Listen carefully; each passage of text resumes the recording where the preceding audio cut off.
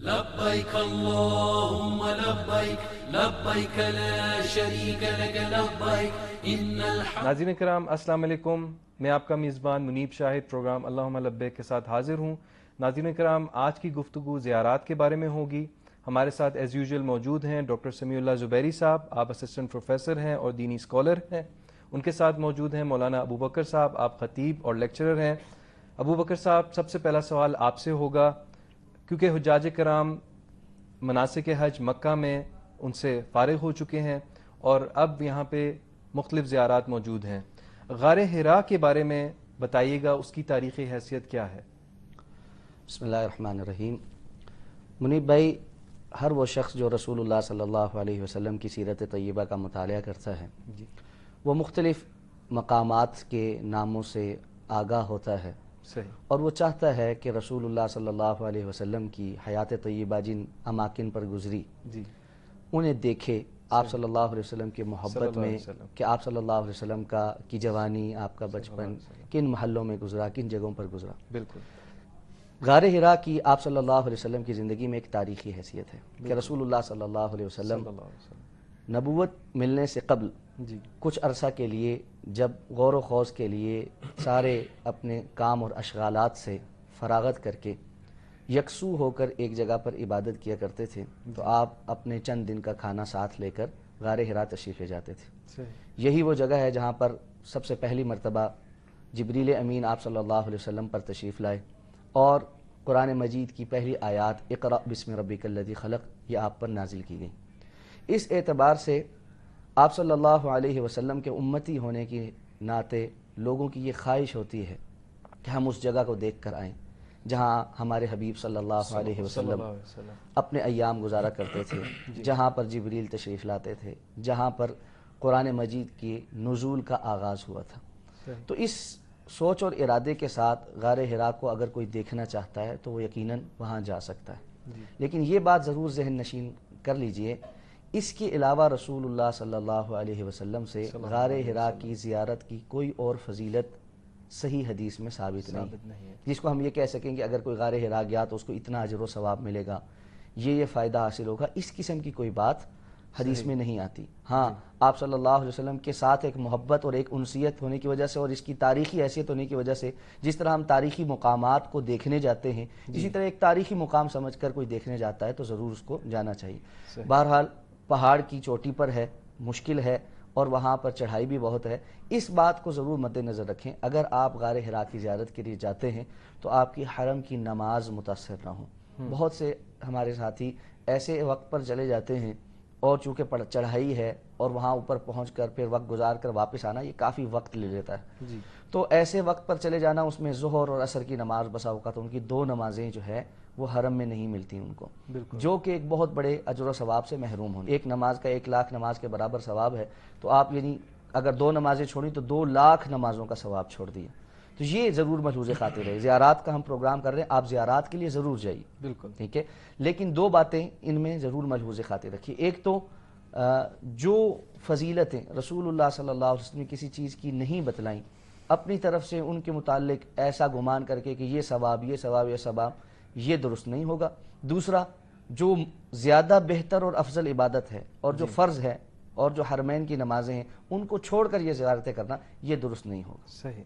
Doctor سمیع اللہ زبیری صاحب، آپ سے میرا سوال ہے کہ حجاج کرام مکہ میں اس وقت موجود ہیں، تمام مناسک ہو چکے ہیں، کیا مکہ مکرمہ میں کوئی ایسی جگہ ہے جیسے کہ کوئی میوزیم ہو یا کوئی ایسی جگہ ہو جہاں پہ جا کے حرمین کی تاریخ کے بارے میں انسان سیکھ سکے؟ جی، مکہ میوزیم ہے، وہ اپنی نوعیت کا بہترین میوزیم ہے، جدید ترین سہولتوں کے ساتھ، ٹھیک، ویل ایئر کنڈیشنڈ ہے۔ اس میں آپ جب جائیں گے تو آپ کو بیت اللہ کی ہسٹری ملے گی، اچھا، پرانے غلاف اور بیت اللہ کے پلرز اور سیڑھیاں لکڑی کی ہوتی تھی نا پہلے، جی جی بالکل، 300 سال پرانی، 400 سال پر، تو آپ کو اچھا لگے گا کہ پہلے زمانے میں بھی لوگ بیت اللہ سے اتنا پیار کرتے تھے۔ ٹھیک، اور سونے کا وہ دروازہ جو 100-200 سال پہلے عثمانی دور میں جو انہوں نے لگایا تھا وہ بھی پڑا ہوا ہے، ٹھیک ہے۔ حجر اسود کا جو سراؤنڈنگ ہے، فینس، سوری اس کا بئر زمزم کا، زمزم کے کنویں کی سراؤنڈنگ ہے، لکڑی کی بنی، وہ پڑی ہے۔ کچھ پرانے پتھر پڑے، حتیٰ کہ عباسی دور کا بھی ایک پتھر پڑا ہوا ہے۔ غلاف کعبہ مختلف جو سال ہیں ان کا، وہ پڑا ہوا ہے، تو آپ کا بہت اچھا وقت وہاں گزر جاتا ہے. یہ عمومات میں اور جائز اور مباح چیزوں میں سے ہے، تاکہ آپ ان مشاعر کو دیکھ کے اس کی عظمت کا اندازہ لگا سکیں. اور اس سے علماء نے منع نہیں کیا ہے، کیونکہ آپ وہاں جا کے کوئی عبادت نہیں کر رہے، بلکہ آپ اللہ تعالیٰ کی بنائی ہوئی چیزوں کو دیکھ رہے ہیں. سیروا فی الارض فانظروا، زمین میں پھر رہے ہیں اور دیکھ رہے ہیں، اور وہاں پہ آپ حرم کے اندر ہیں. جب تک آپ حرم کے اندر ہیں آپ حالت عبادت میں ہیں، کیونکہ آپ ذکر کر رہے ہیں اور حرم کے اندر ہیں. کیوں کہ حرم کا جو تقدس بحال رکھے گا اور حرم کا خیال رکھے گا، شاعر اللہ کی عزت کرے گا، جو اللہ کی سائنز ہیں، tokens of Allah, signs of Allah, جو اللہ کی نشانی ہے، ان کا جب لحاظ رکھیں گے تو آپ حالت عبادت میں ہیں. لہٰذا یہ منع نہیں ہے، اس میں آپ جا سکتے ہیں. اور قریب ہے، صحیح، بیت اللہ کے قریب ہے، بالکل. آپ کا وقت بھی ضائع نہیں ہوتا. جو ہی آپ ظہر کے وقت یا عصر کے وقت واپس آ سکتے ہیں، یا آپ نے ظہر اور عصر اگر اکٹھی پڑھ لی ہے تو مغرب کے وقت واپس آ سکتے ہیں. تو یہ بہت سی سہولتیں موجود ہیں. اور اس کے علاوہ سب سے اچھی نصیحت انشاءاللہ یہ ہوگی کہ موقع ہے حرم کے مسائل اہل حرم سے پوچھنے کا. اہل مکہ ادری بشعابہا، عرب کہتے ہیں کہ مکہ والے اپنی وادیوں کو بہتر جانتے ہیں، تو حرم کے مسائل وہاں کے پلے بڑے علماء آپ کو آسان انداز میں بتائیں گے. تو آپ چند دنوں میں پورے حرمین شریفین کے مسائل اور آداب سیکھ سکتے ہیں، اور وہاں علماء ہر جگہ موجود ہوتے ہیں اور ہر زبان میں موجود ہوتے ہیں. ابو بکر صاحب، آپ سے میرا سوال ہے، حجاج کرام اب مکہ میں اپنے مناسک کر چکے ہیں، زیارات کے بارے میں بھی گفتگو ہو گئی، اب کچھ لوگ مدینہ کا سفر کریں گے. آج بھی جو سڑک مدینہ کی طرف جاتی ہے اسے طریق الہجرہ کہا جاتا ہے. اس راستے کی کیا اہمیت ہے اور اس کی کیا تاریخی حیثیت ہے؟ منیب بھائی، آپ نے بہت اہم سوال کیا ہے. مدینہ طیبہ رسول اللہ صلی اللہ علیہ وسلم کا شہر ہے، اور جو حجاج کرام بیت اللہ کی زیارت کے لیے گئے ہیں وہ حج سے پہلے اگر وقت ملتا ہے تو مدینہ تشریف لے جاتے ہیں، اور بعض جو ہے جو آخری فلائٹس میں گئے ہیں وہ حج کے مناسک ادا کرنے کے بعد مدینہ طیبہ تشریف لے جاتے ہیں. یہ بڑا اہم سوال ہے کہ جو راستہ مدینہ کی طرف اب جاتا ہے، جس روڈ پر سفر کر کے اب جایا جاتا ہے، اس کو طریق الہجرہ کہا جاتا ہے. طریق کہتے ہیں راستے کو، ہجرہ ہجرت سے ہے، یعنی ہجرت کا راستہ.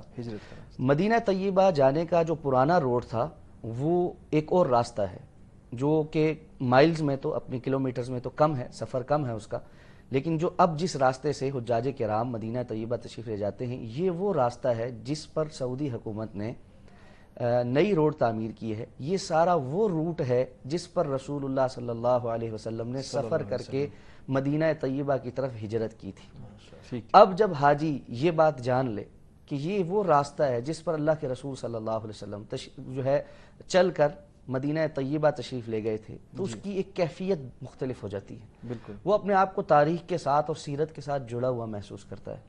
آپ ایک ایک وادی سے، ایک ایک جگہ سے جب گزرتے ہیں تو آپ دیکھتے ہیں کہ یہ آج بھی ایسی ایسی بیابان وادیاں ہیں کہ یہاں سے انسان تمام تر سہولت اور بہترین موٹر وے اور ایئر کنڈیشن گاڑیوں کے باوجود ایک ہیبت محسوس کرتا ہے. تو اللہ کے دین کی خاطر اس زمانے میں صحابہ کرام نے اور اللہ کے رسول صلی اللہ علیہ وسلم نے کیسی کیسی وادیوں کو طے کر کے جو ہے سفر کیا اور ہجرت کی صعوبتیں برداشت کی. تو اس لیے اس جگہ اس روڈ کا نام ہی طریق الہجرہ رکھا گیا ہے، تاکہ ہر سفر کرنے والے کے ذہن میں ہجرت کا وہ منظر تازہ رہے اور وہ مدینہ طیبہ جاتے ہوئے کچھ نہ کچھ وہ احساسات لے کر جائے کہ کس طرح ہمارے حبیب صلی اللہ علیہ وسلم نے دین کی خاطر اپنا وطن چھوڑا اور کن وادیوں کو طے کرتے ہوئے آپ مدینہ طیبہ پہنچے. تو یہ اس کا تاریخی پس منظر ہے. ناظرین کرام، زیارات پہ گفتگو ہو رہی ہے، ایک بریک لیتے ہیں اور واپس آتے ہیں. ویلکم بیک ناظرین، پروگرام اللہم لبیک کے ساتھ حاضر ہیں. ہمارے ساتھ موجود ہیں ڈاکٹر سمیع اللہ زبیری صاحب اور ان کے ساتھ موجود ہیں مولانا ابو بکر صاحب. ڈاکٹر سمیع اللہ زبیری صاحب، مدینہ کی زیارات کے بارے میں گفتگو ہو رہی ہے، آپ ہمیں یہ بتائیے کہ مدینہ میں کون سی مسنون زیارتیں ہیں؟ سب سے اہم تو مسجد نبوی ہے جی، جہاں پہ آپ نے آواز بھی پست رکھنی ہے.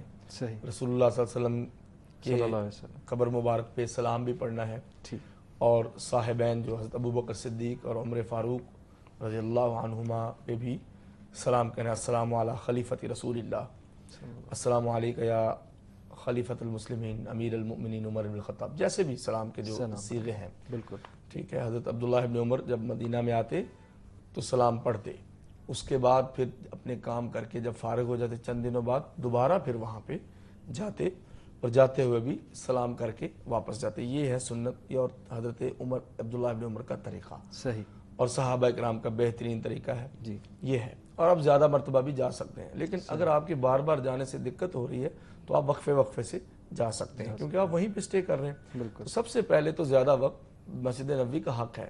صحیح. اگر پیغمبر علیہ السلام موجود ہوں تو کیا آپ ان کو چھوڑ کے کہیں اور جاتے؟ کبھی بھی نہ جاتے. تو اب ان کی قبر مبارک ہے, آپ کا جسد اطہر ہے, آپ وہاں استراحت فرما رہے ہیں, آپ کی مسجد ہے جہاں پہ ایک نماز 1000 نماز کے برابر ہے جی. اور بیت اللہ میں 1,00,000 نماز کے برابر ہے. تو جتنی بھی نمازیں آپ وہاں پڑھیں گے وہ 1000 سے ضرب دے لیں تو آپ کو زیادہ سب سے افضل عمل مسجد نبوی میں بیٹھنا ہے, قرآن پڑھنا ہے, درود شریف پڑھنا ہے. نبی کریم صلی اللہ علیہ وسلم نے فرمایا من صلی علیہ مرۃ صلی اللہ علیہ عشرا, جو ایک دفعہ میرے لیے درود پڑھے گا اللہ اس پہ 10 رحمتیں کرے گا, اور اگر 10 دفعہ پڑھا تو 100. پھر آپ کی ضرورتیں پوری ہوتی ہیں نبی کریم صلی اللہ علیہ وسلم پہ درود پڑھنے سے, اور نبی کریم صلی اللہ علیہ وسلم پہ درود پڑھنے سے انسان کے پریشانیاں اور غم و ہم دور ہوتے ہیں, اللہ اس کو کافی ہو جاتا ہے. اس کے بعد جو مسجد قباء ہے جی, جو اسلام کی پہلی مسجد ہے, اچھا, اس میں 17 ماہ آپ نے نمازیں پڑھی تھی. جی, وہاں پہ آپ علیہ السلام نے سلام علیکم. آپ نے پڑاؤ ڈالا, مسجد تعمیر کی, ٹھیک, تو اس کی زیارت ایک عمرے کے برابر ہے. وہاں 2 رکعت پڑھیں گے آپ جا کے. اچھا جی. نبی کریم صلی اللہ علیہ وسلم کے بارے میں حدیث مبارک ہے کہ آپ علیہ السلام ہفتے میں ایک دن جاتے تھے قباء مسجد کل سبت. سبت سے علماء نے مراد ویک لیا ہے. سبت بھی ایکچولی ویکلی ہوتا ہے نا, جی, اس سے مراد اونلی سیٹرڈے نہیں ہے صحیح, صحیح قول کے مطابق, کہ صرف ہفتہ ہی نہ ہو, کوئی دن بھی جس میں ویک میں ایک دن آپ چلے جائیں صحیح. تو وہ ویکلی زیارت نبی پاک صلی اللہ علیہ وسلم سے ثابت ہے, اور آپ سوار ہو کے جاتے تھے. اور اس کا طریقہ یہ ہے کہ آپ وضو کر کے 2 نفل مسجد پڑھیں قباء گے میں ادا کریں جی, اور آپ کو عمرے کا ثواب مل جائے. یہی عمل ہے وہاں کا, اچھا, ایک عمرے کے برابر ہے. جیسے مسجد اقصیٰ میں جا کے نماز پڑھنے کا ثواب بھی ایک عمرے کے برابر ہے. صحیح. اور نبی کریم صلی اللہ علیہ وسلم کی یہ حدیث جو ابو داؤد شریف و ترمذی میں ہے, لا تشد الرحال الا الى 3 مساجد المسجد الحرام ومسجد هذا والمسجد الاقصى. آپ علیہ السلام نے فرمایا رخت سفر صرف 3 مساجد کی طرف باندھا جا سکتا ہے, ایک بیت اللہ کی نیت کر کے, اور ایک میری یہ مسجد مسجد نبوی, اور ایک مسجد اقصیٰ. تو سفر کی یہ آپ کو وہاں پہ دو سہولتیں تو میسر آ گئیں, مکہ میں حرم مکی اور مدینہ میں مسجد نبوی, اور آپ سفر کر کے بھی گئے ہیں, لہذا آپ نے سنت کو پا لیا اور اجر ڈبل ہو گیا. ابو بکر صاحب, اس کے علاوہ اور بھی دیگر زیارات پائی جاتی ہیں, آپ ان پہ بتائیے گا کہ وہ کون کون سی زیارات ہیں. جی, مدینہ طیبہ میں دیگر زیارات میں اہم ترین زیارت احد پہاڑ کی زیارت ہے. صحیح. معلوم ہے غزوہ احد ایک تاریخی حیثیت رکھتا ہے اسلام میں, سیرت میں, جی, اور رسول اللہ صلی اللہ علیہ وسلم اور صحابہ کرام کو اس غزوہ میں کافی ساری تکالیف بھی برداشت کرنی پڑیں. 70 کے قریب کے بعد صحابہ کرام اس میں شہید ہوئے تھے. تو احد کے دامن میں وہ میدان ہے, اور جبل الرمات بھی آج بھی موجود ہے, جہاں پر رسول اللہ صلی اللہ علیہ وسلم نے 50 تیر اندازوں کا دستہ جو ہے مقرر کیا تھا. اور جو صحابہ کرام شہید ہوئے تھے ان سب کی جو قبریں ہیں وہ بھی آج وہاں پر موجود ہیں. تو احد پہاڑ کی یا اس جگہ کی تاریخی حیثیت سے جو ہے زیارت کرنا یہ بھی ایک درست بات ہے. اور اس کے ساتھ ساتھ چونکہ رسول اللہ صلی اللہ علیہ وسلم کی صحیح حدیث میں یہ ہے کہ احد پہاڑ کی ایک فضیلت ہے, اور وہ فضیلت یہ ہے کہ آپ نے فرمایا تھا یہ احد وہ پہاڑ ہے جو ہم سے محبت کرتا ہے اور ہم اس سے محبت کرتے ہیں. صحیح. تو اور جو پہاڑ رسول اللہ صلی اللہ علیہ وسلم سے محبت کرتا ہو اور آپ صلی اللہ علیہ وسلم بھی اس سے محبت کرتے ہوں, یقیناً تمام اہل ایمان بھی اس سے محبت کرتے ہیں. اس محبت کی نظر سے اس کو دیکھنے جانا کہ جس سے اللہ کے رسول محبت کرتے تھے, جو اللہ کے رسول سے محبت کرتا ہے, جس سے ہم اللہ کے رسول کی محبت کی وجہ سے محبت کرتے ہیں, تو یہ بھی ایک زیارت ہے جس کو جایا جا سکتا ہے. اسی طرح مسجد قبلتین ہے جس کو آپ ایک تاریخی حیثیت کی وجہ سے دیکھنے جا سکتے ہیں, اور یہ وہ مسجد ہے جہاں پر رسول اللہ صلی اللہ علیہ وسلم نماز پڑھ رہے تھے, اور اسی دوران قرآن مجید کی سورہ بقرہ کی وہ آیات تحویل قبلہ کی نازل ہوئی تھی, اور نماز کے دوران ہی جو ہے وہ قبلے کا رخ تبدیل ہو گیا تھا. تو اس مسجد میں آج بھی 2 محراب موجود ہیں جو اس بات کی نشاندہی کرتے ہیں کہ یہاں پر تحویل قبلہ کا واقعہ پیش آیا تھا, اسی لیے اس کو قبلتین کہا جاتا ہے, وہ مسجد جس میں 2 قبلوں کی طرف نماز پڑھی گئی ہے, تو اس لیے قبلتین کہا جاتا ہے. اسی طرح ایک اہم زیارت جو ہے وہ 7 مساجد ہیں. 7 مساجد وہ مقام ہے غزوہ احزاب یا جس کو غزوہ خندق بھی کہتے ہیں. اس موقع پر رسول اللہ صلی اللہ علیہ وسلم نے صحابہ کرام کے مشورے کو قبول کرتے ہوئے جب مسجد مدینہ طیبہ کے اطراف میں خندق کھودی تھی, اور اس خندق کو کھودتے ہوئے اور وہاں پر جو مسلمانوں کے لشکر نے پڑاؤ ڈالا تو مختلف جگہ پر 7 مختلف جگہوں پر صحابہ کرام نے پڑاؤ ڈال کر وہاں پر نمازیں ادا کی تھیں. تو یہ 7 مساجد ہیں جن کو یعنی 7 مساجد ہیں جن کو تاریخی ایک مقام کی حیثیت سے آپ دیکھنے جا سکتے ہیں. یہاں یہ ضرور سیکھ لیجئے گا 7 مساجد یا مسجد قبلتین میں نماز ادا کرنے یا نوافل ادا کرنے کی علیحدہ سے کوئی فضیلت نہیں ہے, کوئی زیادہ اجر و ثواب نہیں ہے. نماز کا موقع مل گیا اور آپ نے پڑھ لیا, یا آپ مسجد کے اندر گئے اور آپ نے تحیۃ المسجد پڑھ لی, یہ ایک علیحدہ بات ہے.